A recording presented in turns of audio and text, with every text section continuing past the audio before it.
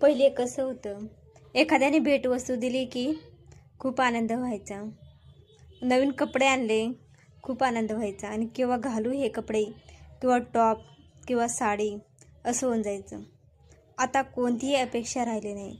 फक्त समोरच्या व्यक्तीने चांगलं बोलावं, माझ्याशी चांगलं राहावं एवढीच अपेक्षा आहे.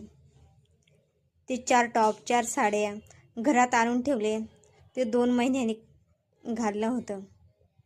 माणसाच्या अपेक्षा, माणूस समोरचा व्यक्ती आपल्याशी कसा वागतो याच्यावरून आपली बदलून जातो आणि बदलही खूप गरजेचं आहे. बरोबर आहे ना? पहिल्यात कशाची समाधान होती आणि आता कशात बदल झाला. इथं मी मस्त मोगऱ्याची फुलं तोडत आहे गजरा करण्यासाठी.